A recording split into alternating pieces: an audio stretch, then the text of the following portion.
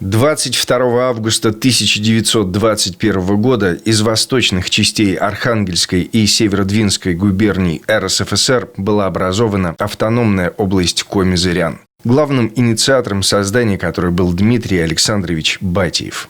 Главным достижением Батиева по сей день считается подготовка масштабного проекта по созданию Зырянской Советской Социалистической Республики, полного неординарных предложений, например, о создании отдельной Зырянской армии и об организации печати журнала о Коми на французском языке для зарубежных читателей.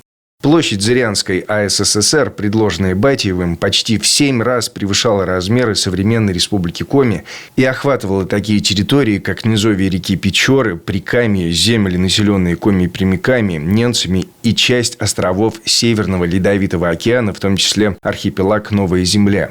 Проект Батиева был утвержден, но частично. Вместо Коми АССР, которая появилась только спустя 20 лет, была образована автономная область Коми. Со временем политическая карьера Батиева пошла на спад. Добиваясь выделения средств на развитие Коми-автономии, он и подчиненные ему сотрудники Зырянского отдела зачастую давали взятки чиновникам и устраивали для них целые банкеты. На таких банкетах присутствовали главные партийные деятели того времени и даже сам Сталин.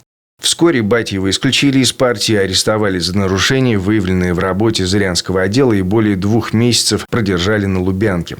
После того, как за Батиева поручили сотрудники Наркомнатса, он был отпущен, а дело Зырянского представительства закрыто. Освободившись в 1924 году, Батиев вернулся на родину, где у него родилась вторая дочь, которую назвал автономой, в знак своих политических убеждений. В 1933 году Батиев был вновь арестован уже по обвинению в подготовке вооруженного восстания. В следующем году он был приговорен к 5 годам лишения свободы и отправлен в Ухтпечлак. Из заключения его освободили в 1937 году и через несколько месяцев арестовали, вновь предъявив прежние обвинения.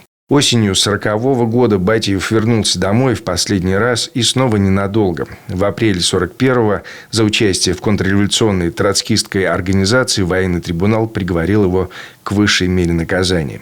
И 22 ноября 1941 года приговор был приведен в исполнение.